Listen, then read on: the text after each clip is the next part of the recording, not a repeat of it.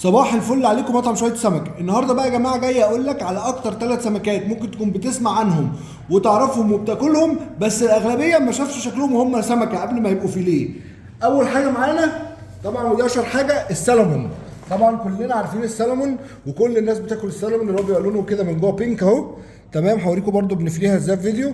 تمام، والاغلبيه بص منا يعرفها او على الاقل يسمع عنها، بس كتير ما شافوش شكلها وهي سمكه. اهي سمكه اهي. تمام، بص اهي.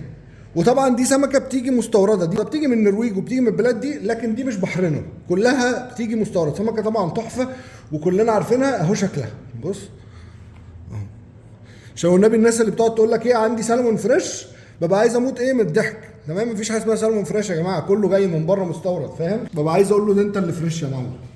تاني سمكه ودي بقى الاشهر عندنا في مصر اللي كله عارف اسمها القشر بياض. طبعا كلنا بناكل قشر بياض ايه ونسمع ايه يقول لك ايه فيليه قشر بياض، فيليه قشر بياض مقلي، فيليه قشر بياض مشوي وبتحطها في الشوربه. طبعا هي ايه قشر بياض بتتحط في الشوربه، بس دلوقتي غالبا 96% من المطاعم ما بتحطش طبق قشر بياض وبيضربوها بسمكه اسمها باسه، سمكه رديئه، عشان طبعا قشر بياض بقى غالي جدا.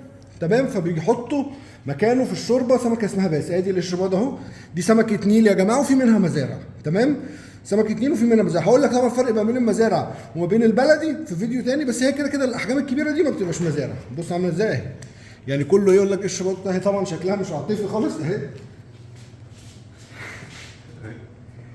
طبعا انت تسمع عنها وبتاكلها بس اول ما تشوفها طبعا انت كنت متخيل بقى حاجه ثانيه خالص وبتاع، بس هي شكلها اهي، شكلها يخوف. دي القشر بياض. وبرضه هوريك وانا بعمل لها فيليه. وثالث سمكه معانا البلطي الاسواني. تمام، بصوا البلطي الاسواني يا جماعه. بصوا يا جماعه البلطي الاسواني، حد بقى بص شاف الوحش ده؟ حد شاف بلطيايه بالحجم ده؟ تمام، ما حدش يقول لي ايه اللي عنده يوريني، ما حدش يقول لي اصل انا شفت، اصل انا سمعت، اصل انا مره حد قال لي اللي عنده اكبر من دي يا جماعه يوريني. دي بتتعمل فيليه برضه بتبقى تحفه، وبتتجزل وبتتقلي وبتتشوي، حاجه فظيعه. تمام، يبقى دي ال3 سمكات: بلطي اسواني، القشر بياض، والسلمون. صباح الفل عليكم.